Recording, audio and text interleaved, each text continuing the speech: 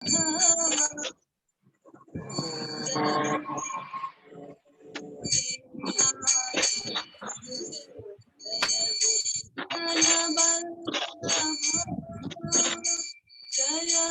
गिरिवरधारी जय गिरिवरधारी जय जनवल्लभा जय गिरिवरधारी जय गिरिवरधारी यशोदानंदन व्रज जनरंजन यशोदानंदन व्रज जनरंजन यमुना तीरा वनचारी यमुना तीरा वनचारी जय राधा माधव जय कुंज बिहारी हरे कृष्णा कृष्ण कृष्ण हरे हरे हरे राम राम राम हरे हरे हरे कृष्णा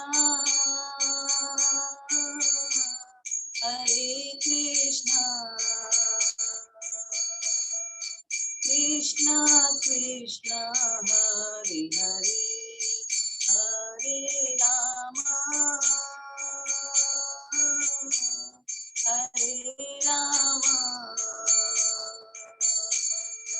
राम राम हरे हरे हरे कृष्ण कृष्ण कृष्ण हरे हरे हरे राम राम राम हरे हरे गोविंद जय जय गोपाल जय जय गोविंद जय जय गोपाल जय जय राधा रमण हरि गोविंद जय जय राधा रमण हरि गोविंद जय जय जय राधा माधव राधे जय राधा केशव राधे जय राधा गोविंद राधे जय राधा मधुसूदन राधे जय राधा गिरिधारी राधे जय राधा गोपीनाथ राधे जय राधा दामोदर राधे जय राधा श्याम सुंदर राधे जय राधा बांके बिहारी राधे जय राधा कुंज बिहारी राधे जय राधा रास बिहारी राधे जय जगन्नाथ बलदेवा जय सुभद्रा जय पंचतत्व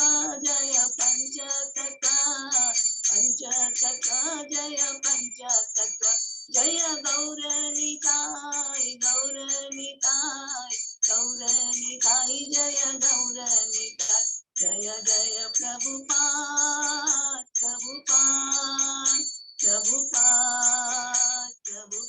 जय जय गुरुदेव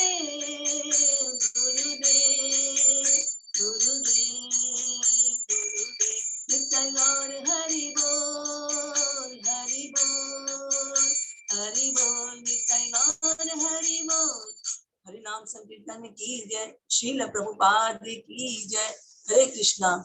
हरि बोल। बहुत बहुत धन्यवाद अर्चना माता जी। हरे कृष्णा प्रभु, दंडवत प्रणाम। सभी भक्तों को मेरा दंडवत प्रणाम। हरे कृष्णा दंडवत प्रणाम। अभी हम लोग मंगलाचरण करते हैं। दंडवत प्रणाम। ओम अज्ञानतिमिरान्धस्य ज्ञानांजन शलाकया चक्षुरुन्मीलितं येन तस्मै श्री गुरुवे नमः।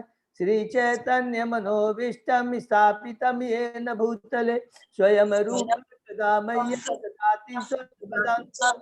वन्देऽहं श्री गुरु श्रीयुतपदकमलं श्री गुरु वैष्णवांश्च श्री रूपं साग्रजातं सहगना रघुनाथं वितं तं सजीवं स्वादेतं सावभूतं परिजं सहितं कृष्ण चैतन्य देवं श्री राधा कृष्ण पादान सहगना ललिता श्री विशाखावितांत च नमो विष्णुपादाय कृष्ण पृष्ठाय भूतले श्रीमते भक्ति वेदांत स्वामिन इति नामने नमस्ते सरस्वती देवे गौरवाणी प्रचारिणे निर्विशेषा शून्यवादी पाश्चात्य देश तारिणे वांछा कल्पतरुभ्यश्च कृपा सिन्धुभ्यैव च पतितानां पावनेभ्यो वैष्णवेभ्यो नमो नमः।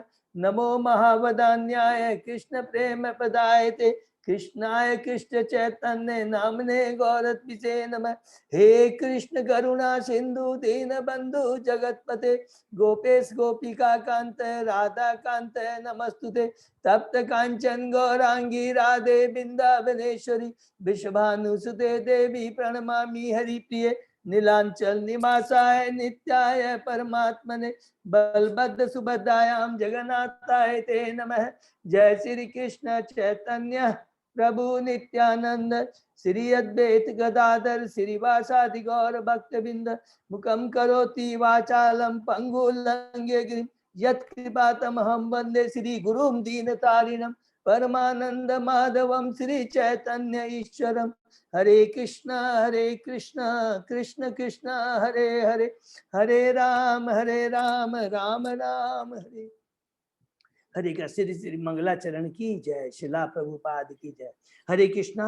आज के श्रीमद् भागवतम कक्षा में सभी भक्तों का हार्दिक स्वागत है। सभी भक्तों के चरणों में मेरा दंडवत प्रणाम है।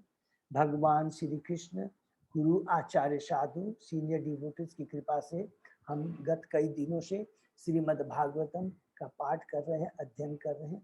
कल हम लोगों ने चैप्टर 17 कंप्लीट किया।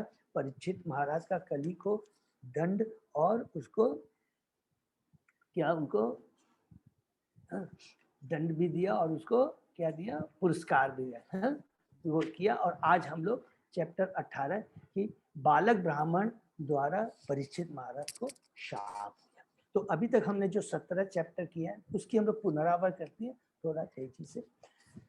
सबसे पहले हमने कैंटो 1 के चैप्टर 1 के पहले श्लोक में भगवान श्री कृष्ण के 7 एस्पेक्ट के बारे में, उसके बाद में हमने श्रीमद् भागवतम के 7 एस्पेक्ट के बारे में हमने पढ़ा। और थर्ड श्लोक में किस प्रकार श्रीमद् भागवतम हम बद्ध जीवों को इनवाइट करता है इस भागवतम को पढ़ने के लिए।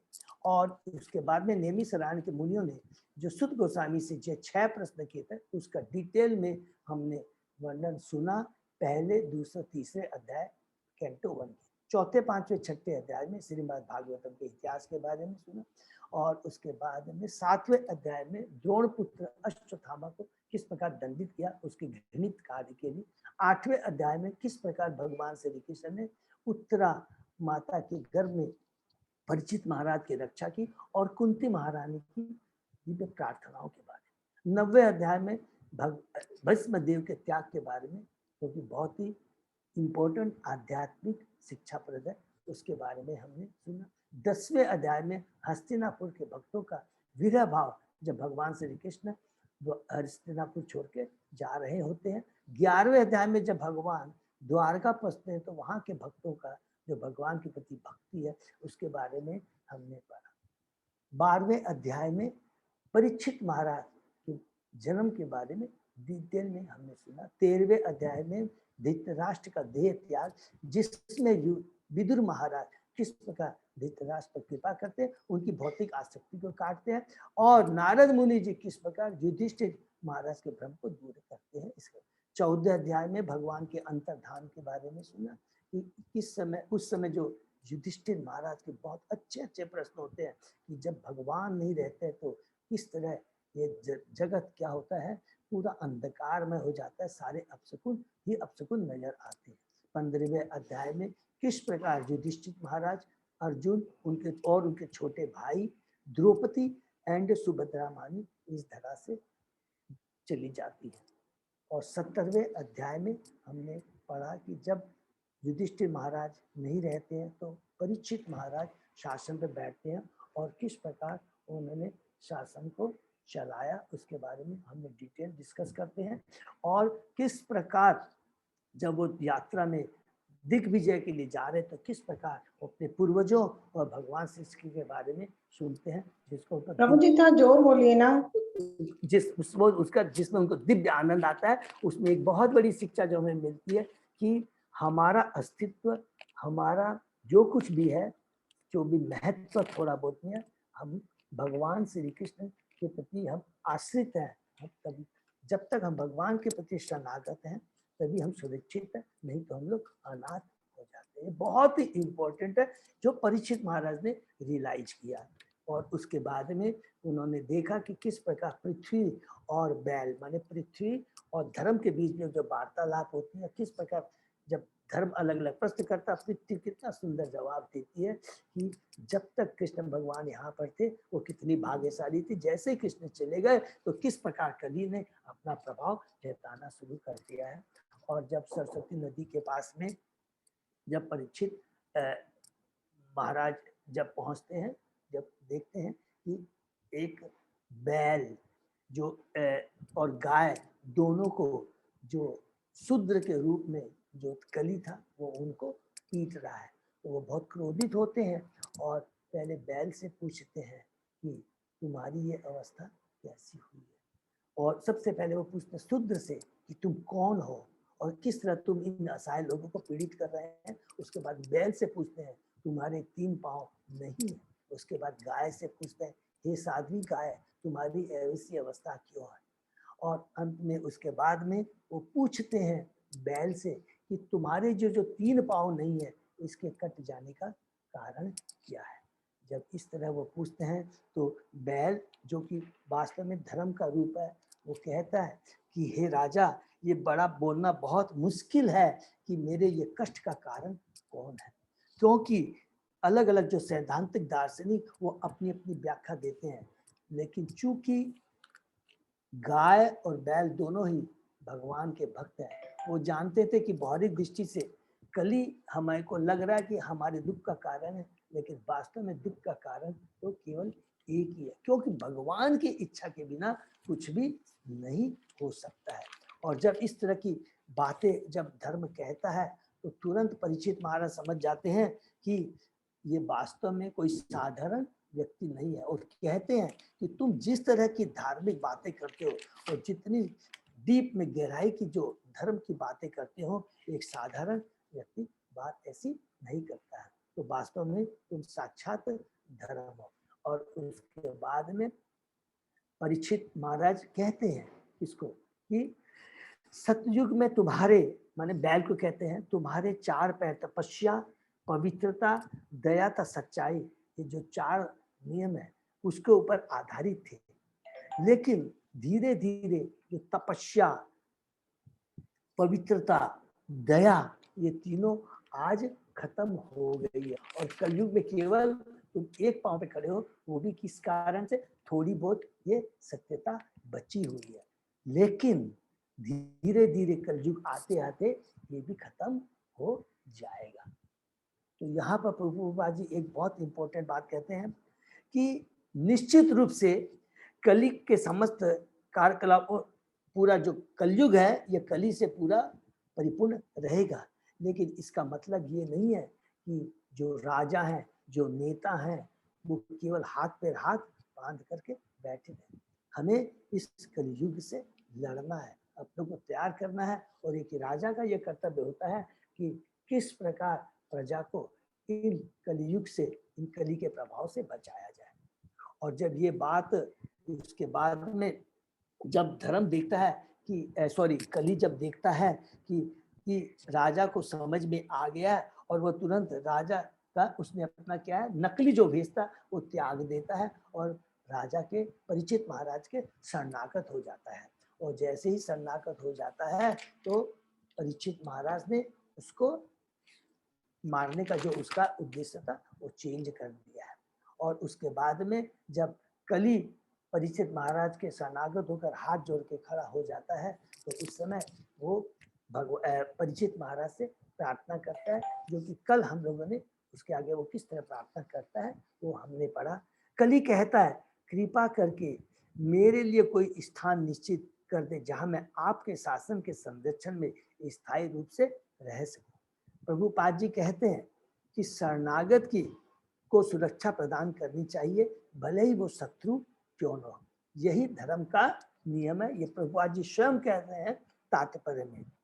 जब शत्रु पर कृपा हो सकती है तब प्रभुपाद जी बहुत इंपॉर्टेंट बात कहते हैं जो हमने कहा, जब शत्रु पर कृपा हो सकती है तो जो सेवक है, जो भगवान का भक्त, जो पूर्ण भगवान के शरणागत हो सकता है, तो हमको सोचना चाहिए कि उसके ऊपर में भगवान की कितनी विशेष कृपा होती होगी। जब शत्रु को भगवान कृपा करते हैं तो जो भगवान का भक्त है उस पर क्या भगवान कृपा नहीं करेंगे। फिर आगे सुत गोस्वामी कहते हैं कली द्वारा इस प्रकार प्रार्थना किए जाने पर महाराज परीक्षित ने उसे उन स्थानों में रहने की अनुमति दे दी जहां जुआ खेलना, शराब पीना, वैश्यावृत्ति तथा पशुबद्ध होता है। अतः महाराज परीक्षित के पद चिन्हों का अनुसरण करते हुए राज्य के समस्त कार्यकारी अध्यक्षों का यह कर्तव्य है। ये प्रभुपाद जी वार्निंग दे रहे हैं, बता रहे हैं कि अपने राज्य में धर्म के सिद्धांतों, तप, स्वच्छता, दया तथा सत्य की स्थापना करें और सभी प्रकार के जो अधर्म है जो अभी हम लोग ने डिस्कस किया है वो क्या क्या है, जैसे अवैध स्त्री संग, अहंकार, मादक द्रव्य का सेवन तथा असत्य को रोके। और अच्छा यही होगा कि कली को धूर्त कीड़ा, धूम्रपान, वैश्यावृत्ति एवं पशुवध होने वाले स्थानों में से दूर भेज दिया जाए। तो इसके आगे प्रभुपाद जी बोलते हैं कि राजा भ्रष्टाचार को, जो राजा नष्ट को भ्रष्ट करना चाहता है, जो राजा भ्रष्टाचार को नष्ट करना चाहता है, उसमें अलग अलग वो बताते हैं कि क्या होना चाहिए कि मास में कम से कम एक बार, माने सब जीवों के लिए, नॉट राजा के लिए बता रहे कि सब जीवों को, अगर हम वास्तव में भ्रष्टाचार को नष्ट करना चाहते हैं तो कम से कम महीने में 2 बार उपवास करना चाहिए, जो एकादशी होता है। दूसरा, तरुण बालक और बालिकाओं का समय पर विवाह होना चाहिए। दूसरा, तीसरा क्या बोलते हैं कि हमें कली को रोकने के लिए और लोगों को कृष्ण भावना भावित करने के लिए जिनके पास में जो भी है तन मन धन से, तो इसके जिसके पास धन है उनको अपनी आय का, प्रभुपाद जी यहाँ बता रहे 50% उसको प्रचार कार्य में लगाना चाहिए।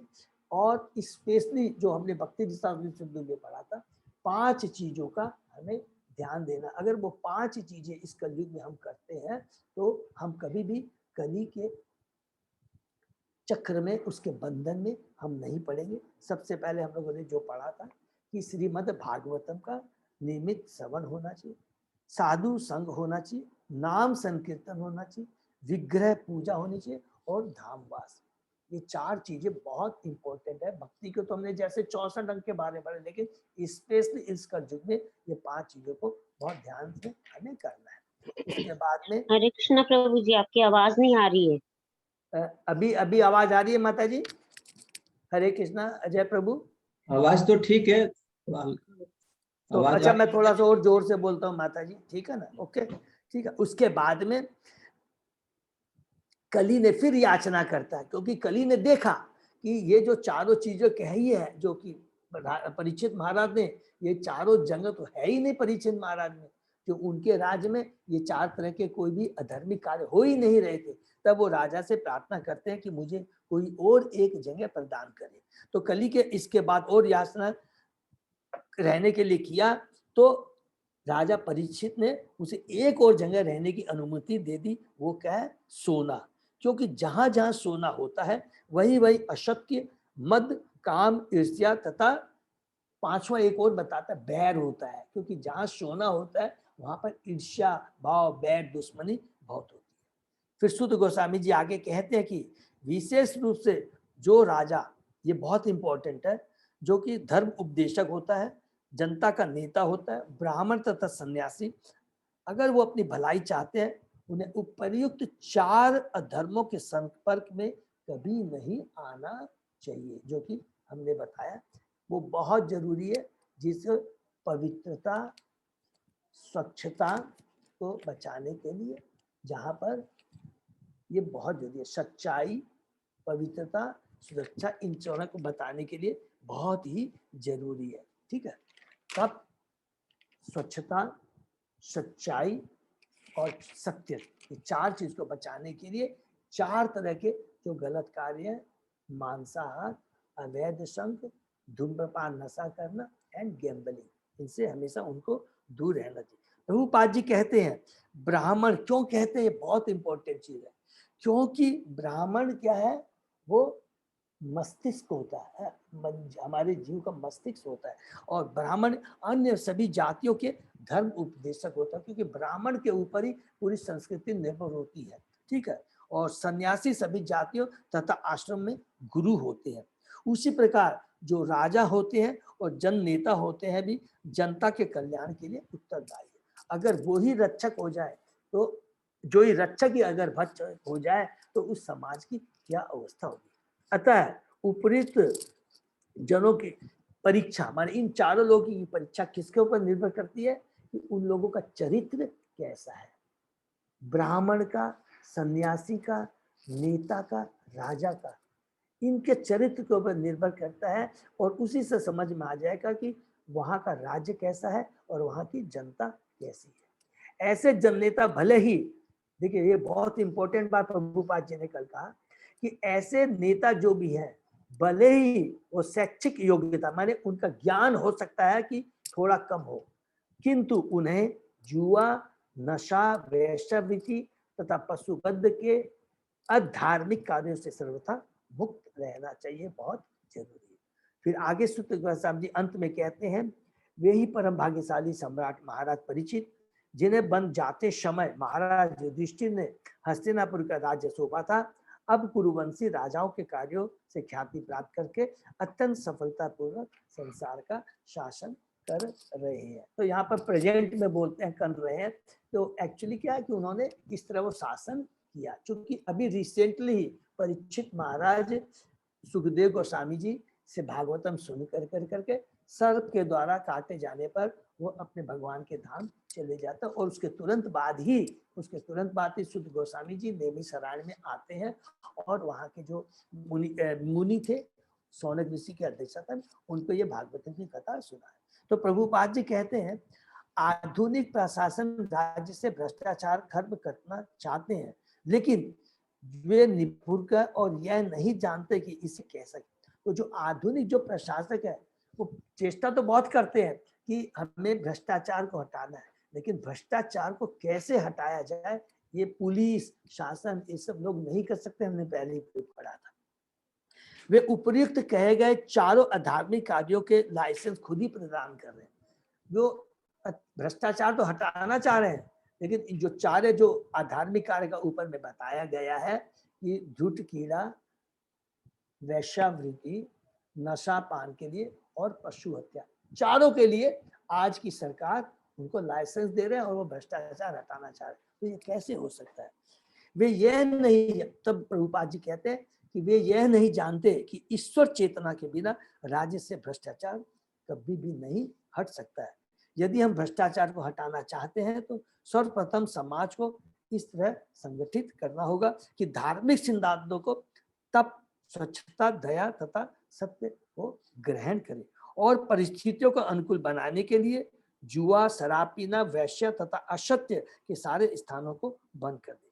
और सबसे इंपॉर्टेंट लास्ट में प्रभुपाद जी बोलते हैं, श्रीमद् भागवत में हमें ये सारी शिक्षा, व्यावहारिक शिक्षा प्रदान हो रही है, इसलिए हमें हमेशा श्रीमद् भागवतम का लगातार बार बार अध्ययन करना चाहिए। तो ये हमने 17वें अध्याय में किस प्रकार परीक्षित महाराज ने कली को पुरस्कार भी किया और दंडित किया, इसमें हमने पढ़ा। आज हम लोग अध्याय 18 शुरू करने जा रहे हैं, जिसमें बालक ब्राह्मण द्वारा परीक्षित महाराज को शाप। आगे हम लोग ये शुरू करते हैं चैप्टर 18। ठीक। ओम नमो भगवते वासुदेवाय। ओम नमो भगवते वासुदेवाय। ओम नमो भगवते वासुदेवाय। नारायण नमस्कृत्य नरं चैव नरोत्तमं देवी सरस्वती व्यासं ततो जयमुदीरये।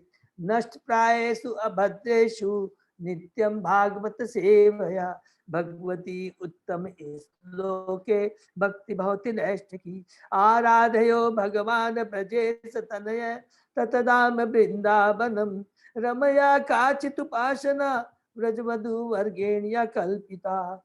श्रीमद्भागवतं प्रमाणम् अमलं प्रेमा पुमर्तो महान्। श्री चैतन्य महाप्रभो मतम् इदं तत् आदरो न पर। हरे कृष्णा कृष्ण कृष्ण हरे हरे, हरे राम राम राम हरे।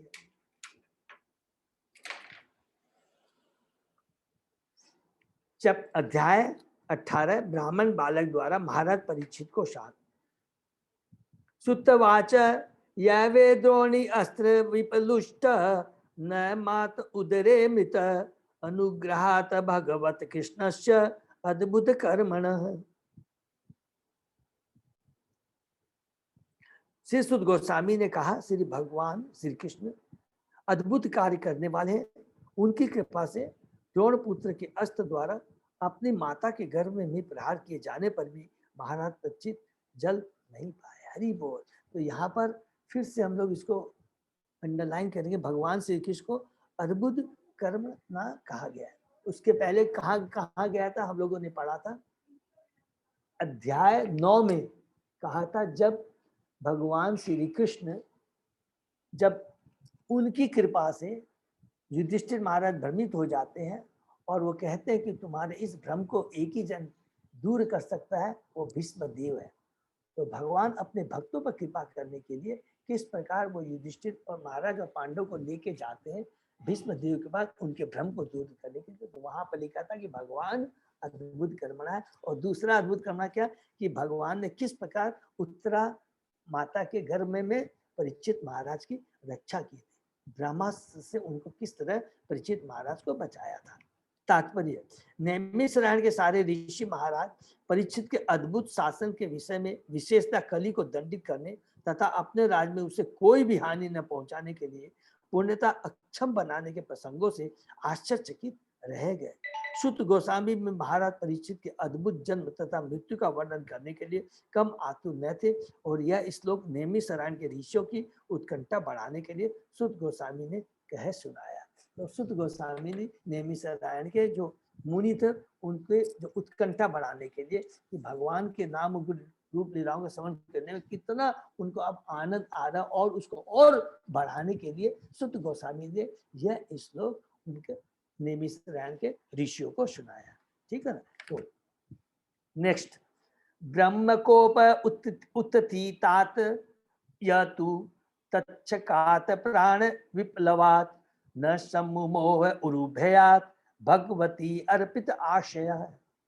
इसके अतिरिक्त महाराज परीक्षित स्वेच्छा से सदैव भगवान के शरणागत रहते थे, अतः वे उड़ने वाले सर्प के भय से जो उन्हें ब्राह्मण बालक को कोप भाजन बनने के कारण काटने वाला था, न तो भयभीत थे न सम्मोहित थे। देखिए कितना ये पावरफुल बात क्या कह रहे हैं कि उधर भी देखिए, जब 12वें अध्याय में हम पढ़ रहे थे, युधिष्ठिर महाराज ज्योतियों से पूछ रहे थे कि ये बालक का भविष्य कैसा होगा। उन्होंने सारी डिटेल में बातें बताई कि ये किस प्रकार कितना दानी होगा, किस प्रकार इक्ष्वाकु महाराज की तरह वो शासन चलाएगा, कितना दानी होगा, अश्वमेध यज्ञ करेगा, सारी बताया। और लास्ट में ये भी कहा कि वो सर्प के द्वारा दस दिया जाएगा, उसकी मृत्यु होगी। लेकिन उससे युधिष्ठिर महाराज डिस्टर्ब नहीं, क्योंकि भगवान का जो भक्त होता है वो बहुत ही भगवान पर पूर्ण रूप से आश्रित होता है। तो क्योंकि उनको मालूम है कि कृष्ण ही हमारे सब कुछ है, कृष्ण ही हमारे रेल ईश्वर है, तो इसलिए वो जरा भी भयभीत नहीं थे। तात्पर्य में हम पढ़ते हैं, प्रभुपाद जी बोलते हैं, भगवान का आत्म शरणागत भक्त नारायण परायण कहलाता है। ऐसा व्यक्ति किसी स्थान या व्यक्ति से यहाँ तक कि मृत्यु से भी भयभीत नहीं होता। उसके लिए परमेश्वर से बढ़कर कुछ भी महत्वपूर्ण नहीं होता। इस तरह वह स्वर्ग या नरक को समान महत्व प्रदान करता है। वह अच्छी तरह जानता है कि स्वर्ग तथा नरक दोनों ही भगवान की सृष्टियां हैं और इसी तरह जीवन तथा मृत्यु भगवान द्वारा उत्पन्न जीवन की विभिन्न दशाएं हैं। ये बहुत ही इंपॉर्टेंट श्लोक है नारायण परायण यहाँ पर, जो कि भागवतम से ही है। कैंटो 6 में हम लोग जाएंगे तो उसमें हमने पढ़ेंगे। उसमें श्लोक है, नारायण परा सर्वे न कुतश्चन विव्यति स्वर्ग अपवर्ग नरकेषु तुल्यार्थम दर्शिन है। सदैव भगवान नारायण की सेवा में रत रहने वाले भक्तजन जीवन की किसी भी अवस्था से भयभीत नहीं होते। उनके लिए स्वर्ग, मुक्ति तथा नरक एक समान है, क्योंकि ऐसे भक्त ईश्वर की सेवा में ही रुचि रखते हैं और उसके अलावा उनको किसी चीज की चिंता नहीं होती। महाराज परीक्षित ऐसे ही शुद्ध भक्त थे। उन्हें एक अनुभवहीन ब्राह्मण बालक ने टूटी व सांप दे दिया था, क्योंकि वह कली के वशीभूत था। किंतु देखिए क्या लिख रहे हैं, ब्राह्मण बालक ने टूटी व सांप दे दिया क्योंकि वह कली के वशीभूत था। ये बहुत इंपॉर्टेंट है। किंतु महाराज परीक्षित ने इस सांप को नारायण द्वारा प्रेषित समझाया। वे जानते थे कि जब वे माता के घर में जलाए गए थे तो नारायण ने ही उन्हें बचाया था, और यदि उन्हें सांप के काटने से मरना है तो यह भी भगवान की कृपा से होगा। भक्त कभी भी भगवान की इच्छा के विरुद्ध नहीं जाता। भगवान द्वारा भेजी गई कोई भी वस्तु भक्त के लिए वरदान होती है। अतः महाराज परीक्षित ऐसी बातों से न तो भयभीत थे न मोहग्रस्त ही। यह भगवान के शुद्ध भक्त का लक्षण है। तो ये बहुत पावरफुल एक हमारे लिए शिक्षा है प्रभुपाद जी के इस तात्पर्य से। जब हम भगवान की भक्ति है, पूर्ण भगवान को शरणागत है, तो जो कुछ भी हमारे संग घटता है वो हमेशा हम याद रखेंगे वो हमारी भलाई के लिए ही होता है। हम कभी भी, हमें दुख नहीं होना चाहिए, डिस्टर्ब नहीं होना चाहिए। अगर हमें दुख भी आता है तो ये समझना चाहिए कि भगवान ने हमें ये दुख इसलिए भेजा है। हो सकता है कि हम भक्ति में बहुत ज्यादा एकाग्र नहीं है, बहुत ज्यादा सीरियस नहीं है। हो सकता है भगवान ने हमारी को इसलिए भेजा कि जिससे हम और भगवान की भक्ति ज्यादा कर सके और जल्दी से जल्दी इस भौतिक जगत से हम लोग छुटकारा पा सके। ये हमेशा भक्त की पॉजिटिव थॉट होती है, वो कभी भी नेगेटिव नहीं होती। कितनी बढ़िया बात यहाँ बताते हैं प्रभुपाद जी कि परीक्षित महाराज ने सोचा कि जब मैं गर्भ में था माता के, उस समय तो क्या था, उस समय तो मैंने भगवान को नहीं बुलाया था, भगवान ने स्वयं आके रक्षा की। ठीक है, उत्तरा माता ने भगवान के पास पहुंचा था, लेकिन भगवान ने तो मेरी रक्षा आ गई। तो अब भगवान जो कुछ करते हैं अपने भक्ति भलाई के लिए ही करते हैं। तो ये हमेशा सोच होनी चाहिए, नंबर 1। दूसरी चीज प्रभुपाद जी क्या कहते हैं कि जो स्वर्ग नरक ये सब जो चीजें हैं भक्त के लिए ये कोई भी महत्व नहीं रखता है। क्यों? स्वर्ग और नरक या इस भौतिक धरा पे रहे, अगर हम भगवान की भक्ति कर सकते हैं वही हमारे लिए वरदान है। और अगर हम स्वर्ग में भी रहें, अगर हम भगवान की भक्ति नहीं कर सकते हैं तो वो बेकार है। क्यों?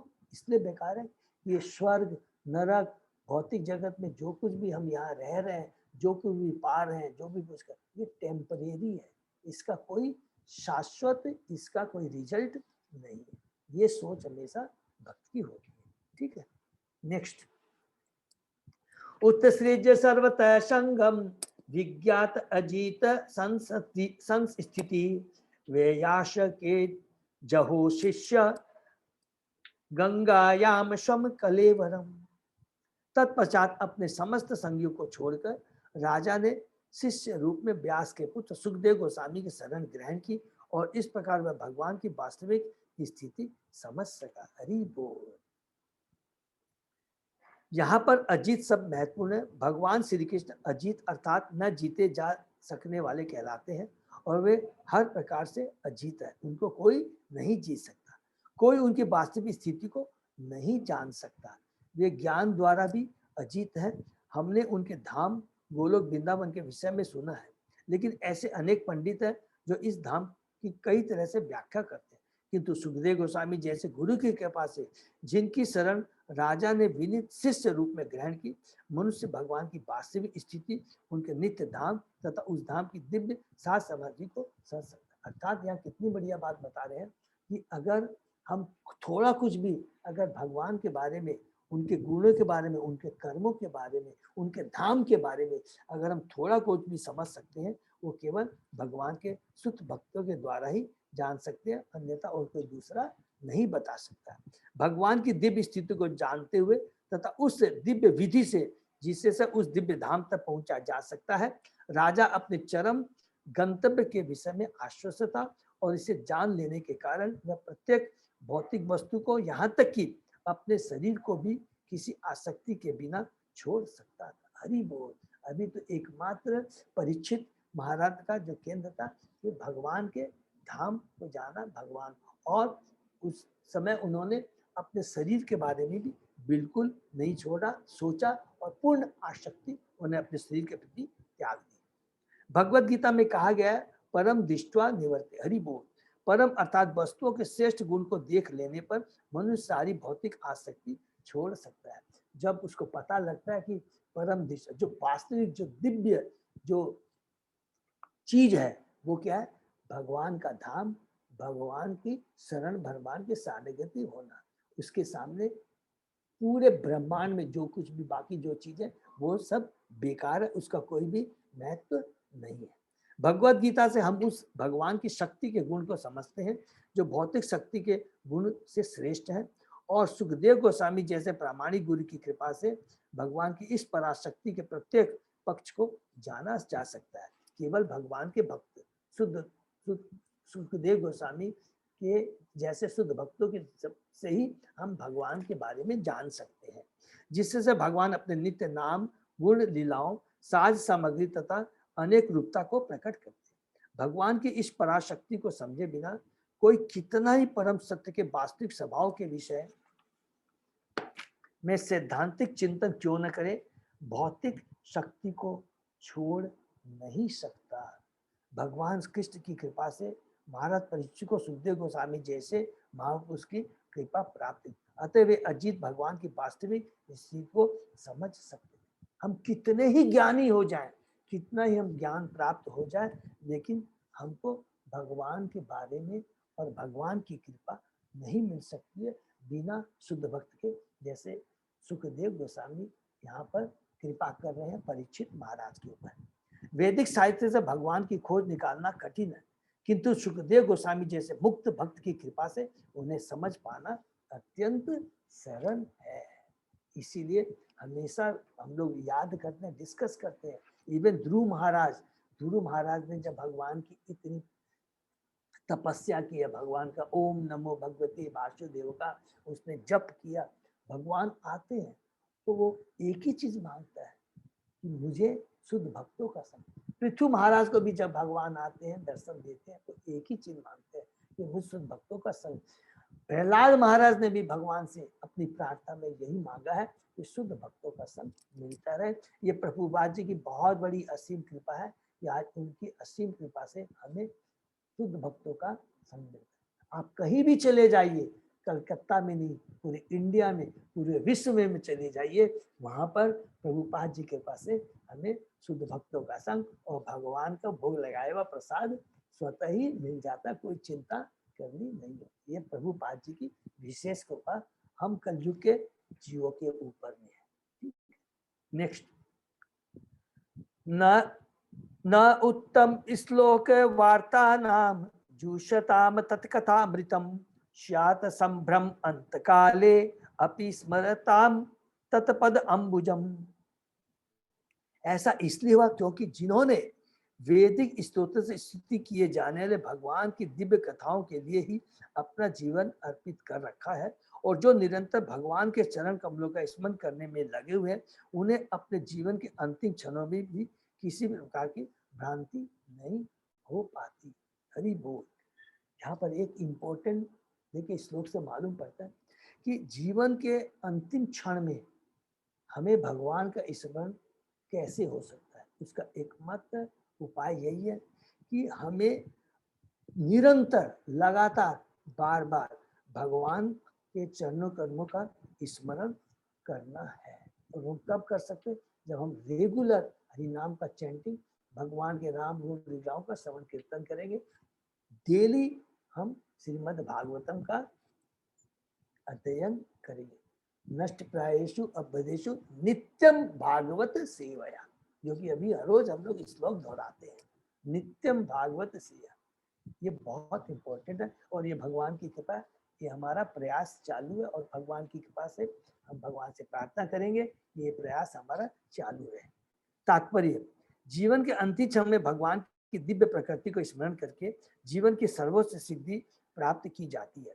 यह जीवन की सिद्धि उसे ही मिल पाती है जिसने सुखदेव गोस्वामी जैसे मुक्त आत्मा द्वारा गाए जाने वाले वैदिक स्तोत्रों से या परंपरा के किसी व्यक्ति से भगवान की वास्तविक दिव्य प्रकृति के विषय में सीखा है और सुना है। वैदिक स्तोत्रों को किसी ज्ञानी से सुनने से कोई लाभ नहीं है। यहाँ देखिए प्रभुपाद जी फिर से बोल रहे हैं कि केवल जो ज्ञानी है और भक्त नहीं है, जो वैष्णव नहीं है, उसके मुख से सुनने से कोई लाभ नहीं। ज्ञानी से हमें नहीं सुनना है, हमें भगवान के भक्त के मुखारबिंद से ये सुनना है।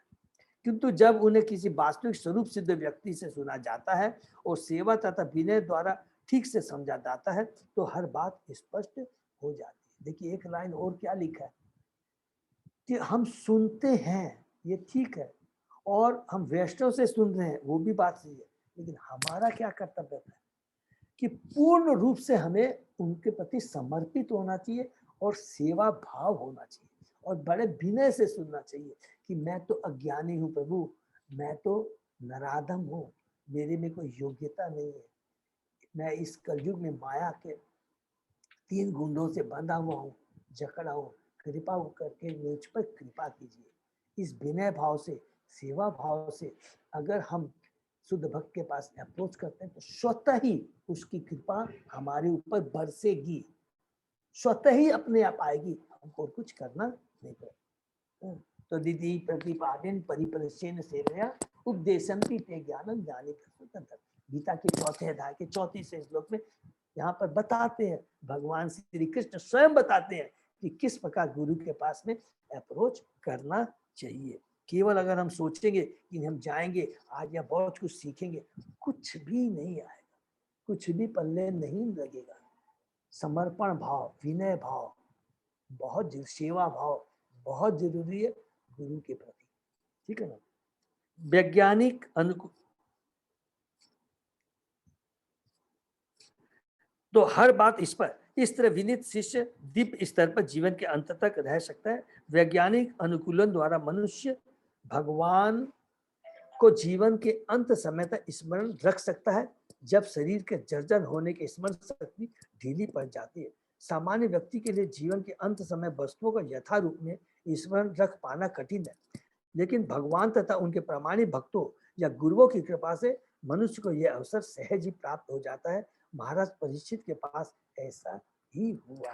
हरि बोल।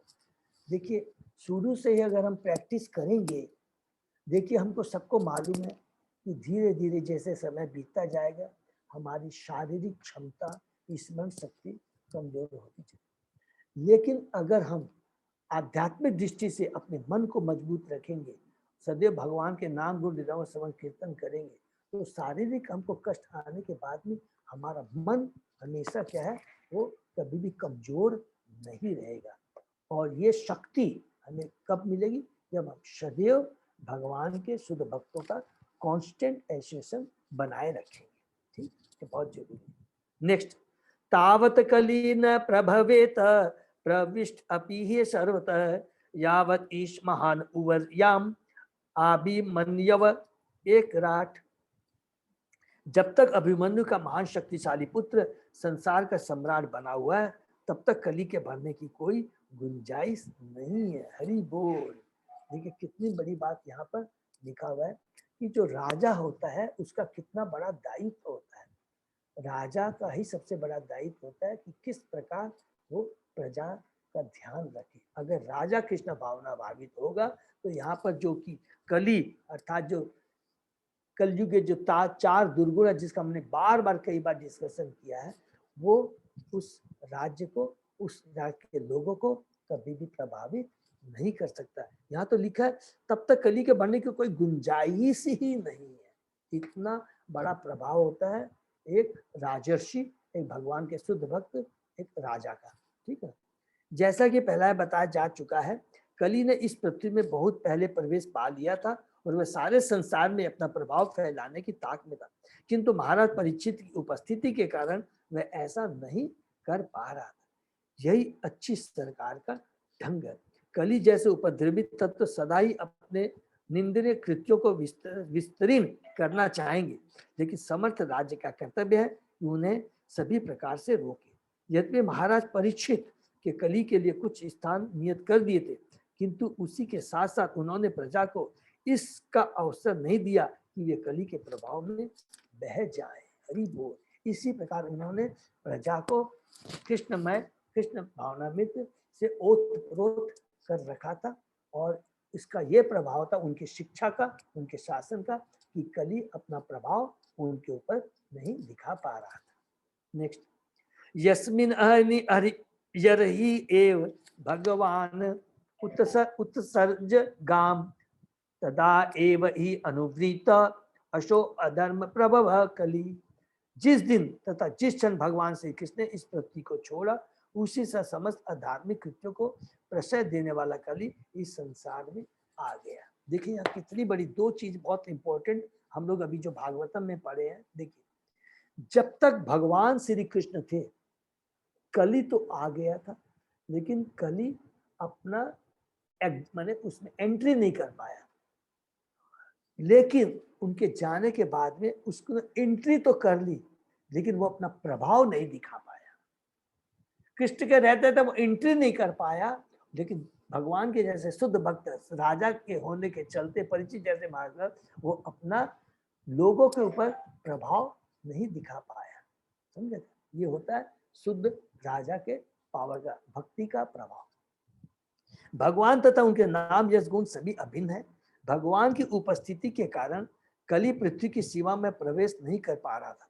इसी प्रकार यदि भगवान के पवित्र नाम गुण आदि के सतत कीर्तन का प्रबंध हो तो कली के प्रवेश के लिए अवसर नहीं मिल पाएगा। संसार के कली को भगाने की यही युक्ति है। आधुनिक समाज में भौतिक विज्ञान के कारण बड़े बड़े विकास हुए हैं।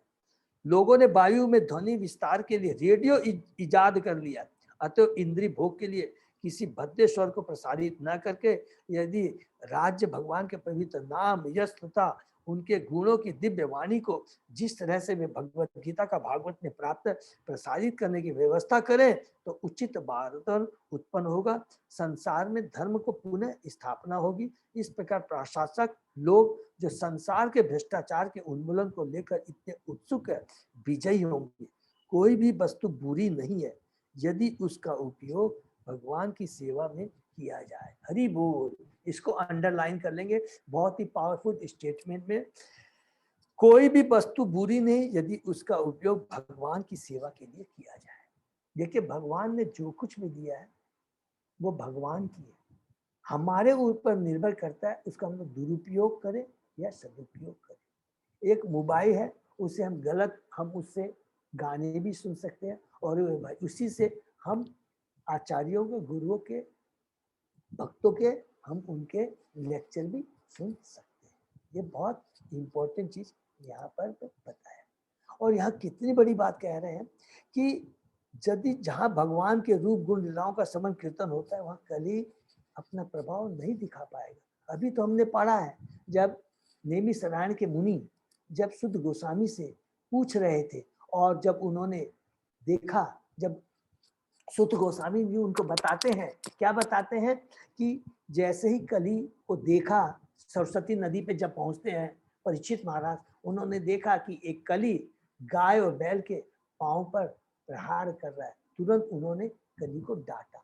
तो नेमिषारण्य मुनि ने क्या कहा कि तुरंत उन्होंने कहा केवल उसको क्यों डांटा।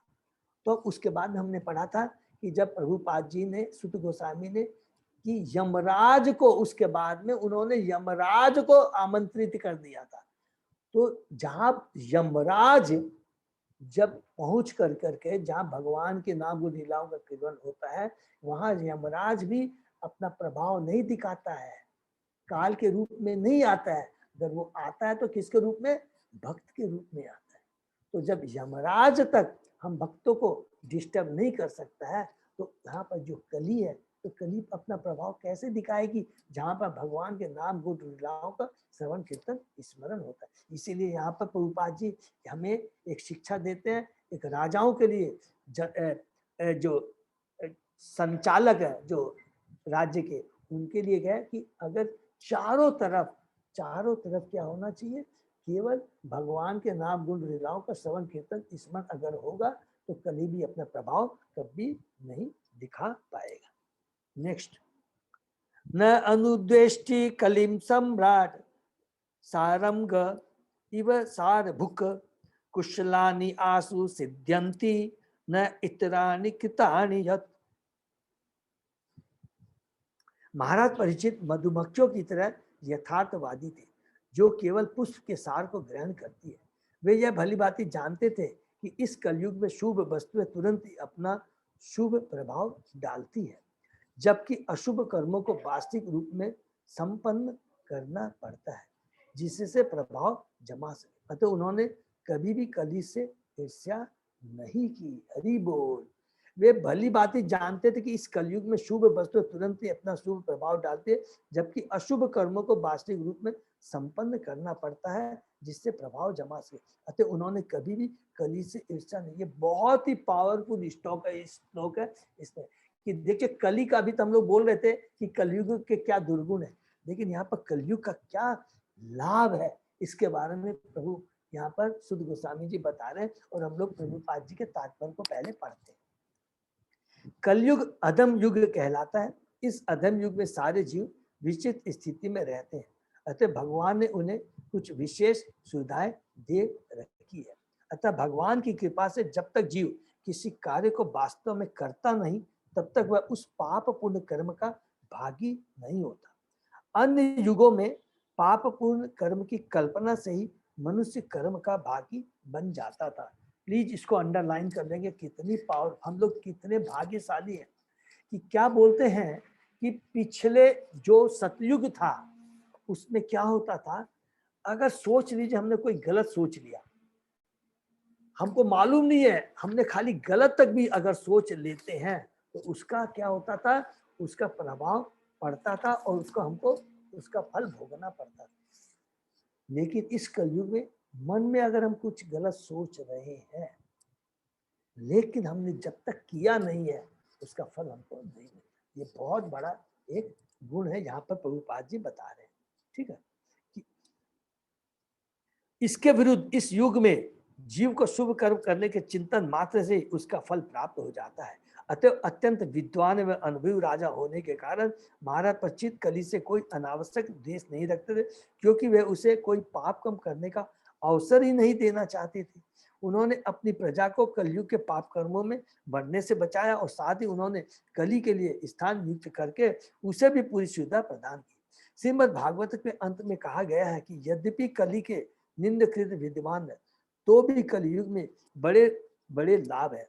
मनुष्य मात्र, बहुत ध्यान से, दूसरा लाभ क्या है? मनुष्य मात्र भगवत कीर्तन द्वारा मोक्ष प्राप्त कर सकता है। दूसरा कलयुग का लाभ यही है। पहला लाभ क्या है कि हम अगर मन में कुछ दुश्चिंता गलत बातें सोचते हैं तो उसका फल नहीं लगता जब तक हम उसको करते नहीं है।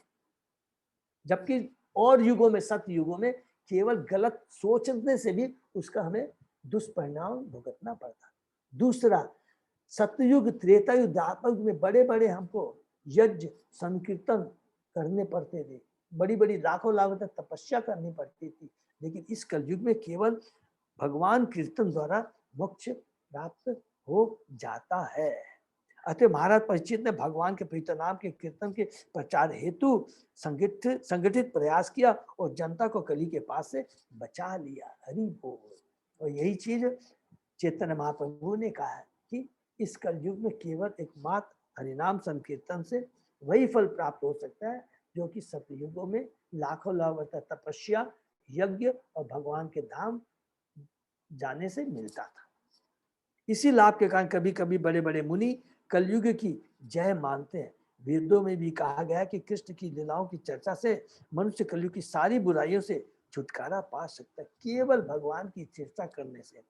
श्रीमद् भागवतम के आरंभ में यह भी कहा गया है कि श्रीमद् भागवत के पाठ से परमेश्वर हृदय में बंदी बन जाते हैं। हरि बोल, इसको भी अंडरलाइन कर लेंगे। तीसरा लाभ जो कि हमने भागवतम के जो 7 एस्पेक्ट जो हमने पढ़ा था, कृष्ण के 7 एस्पेक्ट के बारे में, और भागवतम के जो 7 एस्पेक्ट के बारे में पढ़ा था कि सबसे पहला क्या था कि वो कैतव धर्म को रिजेक्ट करता है, धर्म अर्थ काम मोक्ष को रिजेक्ट, और लास्ट में हमने क्या कहता कि जो श्रीमद् भागवतम का स्मरण करता है तो भगवान उसके हृदय में विराजमान हो जाते हैं।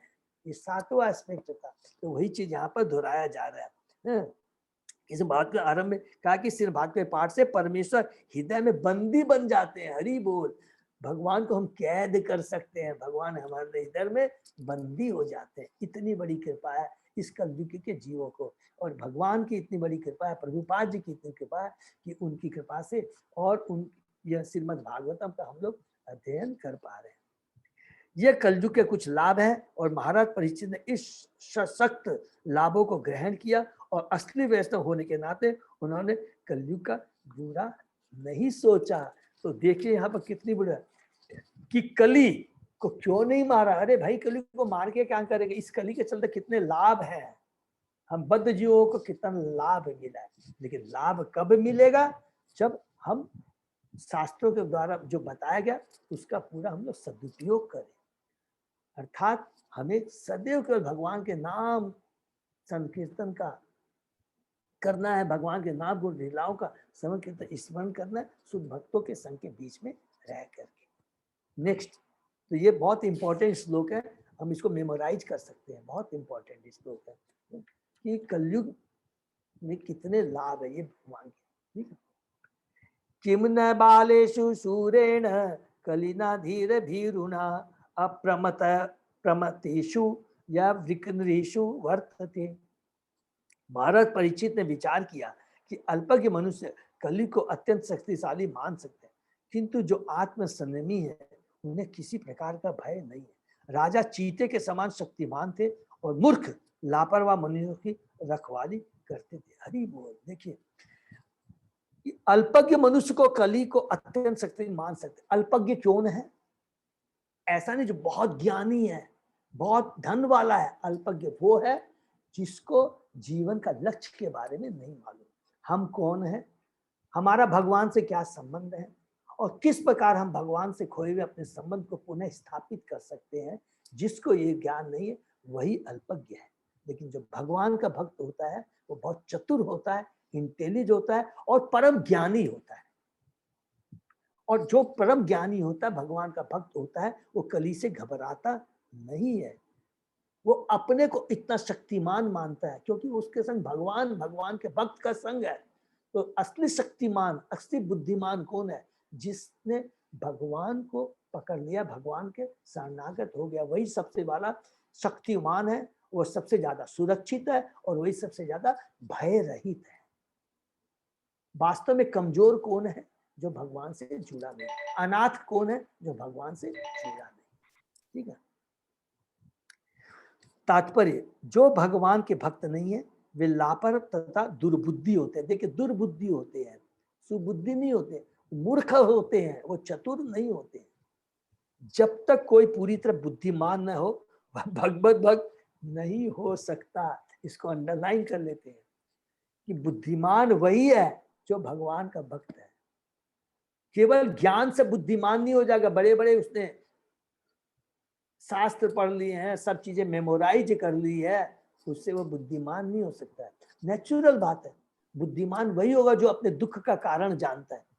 जिसको अपने दुख कारण का निवारण कैसे हो सकता है जिसके बारे में मालूम नहीं है, और ज्यादा से ज्यादा भौतिक आसक्ति के पीछे और अपने भौतिक कष्टों को बुला रहा है, तो वो क्या बुद्धिमान हुआ? बुद्धिमान तो वही है जो वो ये जानता है कि इस दुख, जो जन्म मृत्यु जाब आदि के दुख से कैसे पार हुआ जा सकता है। जिसको ये कला मालूम है, जिसको ये ज्ञान है, वही तो बुद्धिमान हुआ। तो ये बहुत इंपॉर्टेंट चीज है। जो भगवत भक्त नहीं वह कली के कर्मों के शिकार बनते हैं। हरि बोल। जब तक हम महाराज परीक्षित द्वारा अपनाई जाने वाली कार्य विधि को स्वीकार करने के लिए तैयार नहीं हो जाते, तब तक समाज में श्रेष्ठतर परिस्थिति ला पाना संभव नहीं। अर्थात जब तक सामान्य जन में भगवान की भक्ति का प्रचार, अर्थात तब तक सामान्य जन में भगवान की भक्ति का प्रचार संभव नहीं है। हरि बोल। तो एक समाज को सुखमय समाज, निर्दय समाज, आनंदमय समाज बनाना है तो हमें भगवान की भक्ति करना है। इसमें और यहाँ पर हम यही विराम देते हैं कि कितना सुंदर जो कि हम लोगों ने श्लोक नंबर 7 में पढ़ा कि कलयुग के लाभ क्या है। तो हमें कभी भी दुखी नहीं होना चाहिए। अरे कलयुग में इतने दोष हैं कलयुग में, लेकिन ये असली जो चीज बता दी है, कलयुग में लाभ है।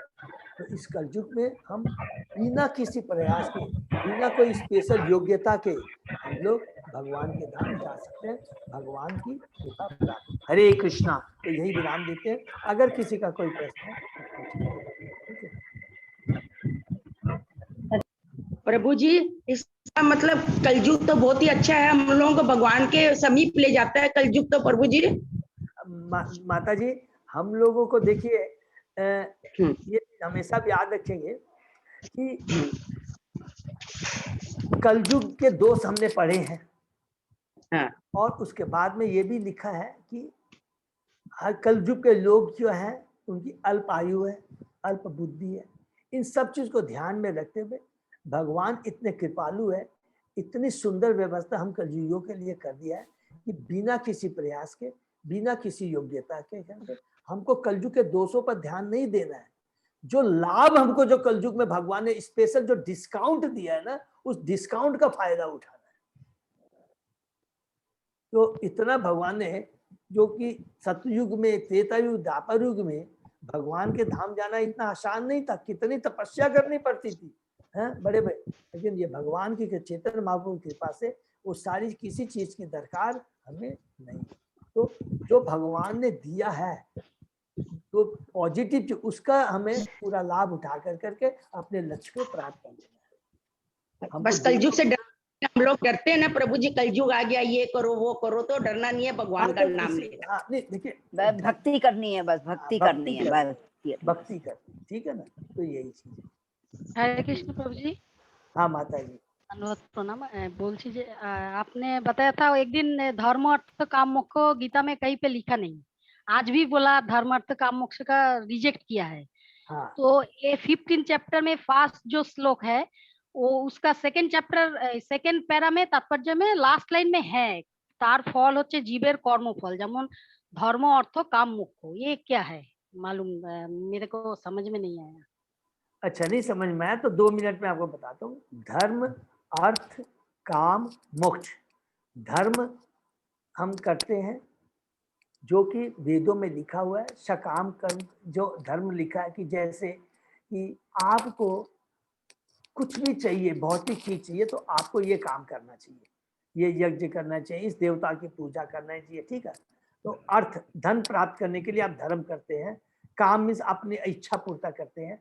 और जब धीरे धीरे धीरे धीरे धीरे आपकी इच्छाएं भी पूर्ति हो जाती है, भौतिक इच्छाएं की मैं बात कर रहा हूँ, उसके बाद में आपको ये भौतिक जगत अच्छा नहीं लगता, तब हम क्या होते हैं, मुक्ति की इच्छा करते हैं कि भौतिक जगत से छुटकारा किस तरह हमको मिल जाए। लेकिन इसमें चारों के अंदर में भक्ति नहीं जुड़ी हुई। अगर मुक्ति भी मिल जाती है तो उनकी मुक्ति के बाद में वो कहाँ जाते हैं, ज्ञानी जो होते हैं कहाँ जाते हैं, हम लोग ने पढ़ा था, बोलिए इंदु माता जी। ब्रह्मलोक ब्रह्म ज्योति में जाके मिल जाते हैं, जाते हैं। भगवान की भक्ति नहीं मिलती है, वो पुनः वापस आता है। इसीलिए भागवतम में जो कि 7 इसमें ने पहला चीज किया है कि धर्म अर्थ काम मोक्ष, जिसमें भगवान की भक्ति जुड़ी नहीं है, जो वह केवल अपनी इंद्रिय तृप्ति के लिए है, और मोक्ष प्राप्त करने के बाद भी, ब्रह्म ज्योति में जाने के बाद भी पुनः इस भौतिक जगत में हमें आना पड़ता है। तो मनुष्यों ने मिलने के बाद में इतनी मेहनत कर करके मोक्ष प्राप्त करके भी पुनः भौतिक जगत में आना है, तो क्या लाभ हुआ। इसलिए उन्होंने इन चारों को रिजेक्ट करके। प्रभु जी, हाँ माता जी, ब्रह्म ज्योति में जाके वापिस आ सकते हैं क्या? पृथ्वी लोक में, वो तो आध्यात्मिक लोक में है ना ब्रह्म ज्योति। हाँ माता जी, हाँ। तो ये लिखा है ना माता जी, हम लोग ने डिस्कस किया ना मीनू माता जी, कि वहां पर जाकर के भी बहुत कर्म, कई लाखों लाखों करोड़ साल के बाद में भी जब वहां देखते हैं कि कोई शुष्क ज्ञान, कोई आनंद नहीं है, तो ही है लेकिन आनंद नहीं है, भगवान का आनंद नहीं है, तो वहां से भी लोग वापस आते हैं। ठीक है मत लिखा है, ठीक है। लेकिन जब वो यहाँ पर आते हैं, क्योंकि उनका कोई कर्म फल नहीं रहता है, तो उनको पूरी सुविधा प्रदान होती है कि वह भगवान की भक्ति करेगा। वो बहुत बड़े बड़े कैसे माने दार्शनिक लिखा है कि वो जिससे कि शुरू से भगवान की भक्ति से। ठीक है माता जी, मीनू माता जी। अच्छा इंद्राणी माता जी, आपको कंसेप्ट क्लियर हुआ? हाँ हाँ प्रभु जी, हरे कृष्ण। आप एकदम सिंपल चीज सोचिएगा कि धर्म काच मोच का मतलब कि भौतिक कार्य करते हैं, भौतिक इच्छाओं की पूर्ति के लिए हम धर्म करते हैं, हमारी भौतिक इच्छाएं पूरी होती है, अर्थ जो कमाते हैं भौतिक सुख प्राप्त करने के लिए।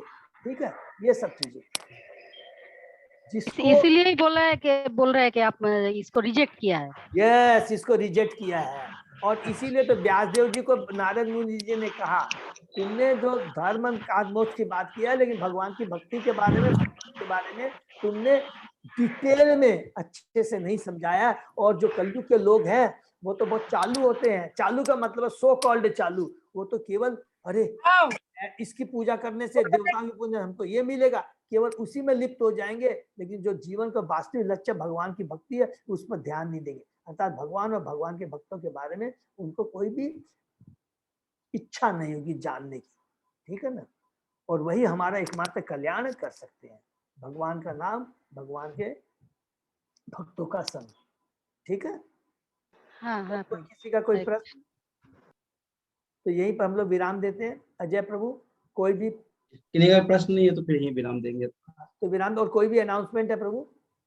नहीं, अनाउंसमेंट तो ऐसा कुछ नहीं है। बस एक छोटा सा अनाउंसमेंट शायद कर सकते हैं प्रभु, शायद हो गया। पूर्णिमा का किसका माता प्रभु? गुरु पूर्णिमा का कुछ है? गुरु पूर्णिमा का तो ठीक है, और वो ये आज ही वो महात्मा प्रभु का जो है ना, हाँ, वो तो कोई अगर ज्वाइन करना चाहे तो कर सकते हैं, मतलब शनि रविवार 2 दिन का था ये प्रोग्राम, तो कर सकता। तो ये बहुत इम्पोर्टेंट है, बहुत ही। मैंने तो कर लिया था, तो ये बहुत ही पावरफुल है। अगर जो भी जब की क्वालिटी चाहेंगे तो ऑनलाइन रजिस्टर करा करके वो कर सकते हैं, करना चाहिए भी है, तो बहुत इम्पोर्टेंट। ठीक है, तो हम लोग यहीं पर विराम देते हैं। हरे कृष्णा। हरे कृष्णा, दंडवत प्रणाम प्रभु जी। हरे कृष्णा प्रभु जी। हरे कृष्णा। क्या बोल रही थी मीनू माता जी? हरे कृष्णा पूर्णिमा के लिए क्या करना चाहिए, थोड़ा सा आप बताते। हरि नाम का जप, भगवान के नाम गुरु लीलाओं का श्रवण कीर्तन और स्मरण। माता जी, भक्त के लिए कुछ भी नहीं, सब कुछ एक ही, सब दिन एक ही चीज है, खाली यही चीज है। आपको मीनू माता जी को बता दूं, जो शास्त्र में लिखा है, जो पढ़ा है, कि जैसे ये भगवान का जिस दिन जैसे स्पेशल जो अपीयरेंस डे होता है हमारे आचार्यों का, गुरु का, और जो भी एकादशी होती है, और जैसे भी भगवान श्री कृष्ण का जन्माष्टमी होता है, उसमें क्या है, विशेष कृपा मिलती है, विशेष कृपा मिलती है। तो उसमें ज्यादा भक्ति, स्पेशल हमें चैंटिंग और भगवान के बारे में श्रवण के स्मरण करना चाहिए। ठीक है माता जी, और नॉर्मल चीजों में तो हमेशा वैसे ही करना, इतना ही। हम लोग तो रोज हाँ, इसीलिए हम लोग तो परीक्षित महाराज के बाद जो बताए गए वो हम लोग अभी हर भक्त हम लोग कर रहे हैं, प्रयत्न कर रहे हैं। इसलिए कल ही हमारे ऊपर प्रभाव नहीं दिखा पाएगी, इतना तो हमें डर नहीं है। कृष्णा प्रभु जी, दंडवत प्रणाम। सभी भक्तों का बहुत बहुत धन्यवाद। तो फिर आज का हरे देते हैं। हरे कृष्णा, हरे कृष्णा, दंडवत प्रणाम। हरे कृष्णा प्रभु जी, हरे कृष्णा प्रभु जी, दंडवत प्रणाम। हरे कृष्ण प्रभु जी, दंडवत प्रणाम। हरे कृष्णा।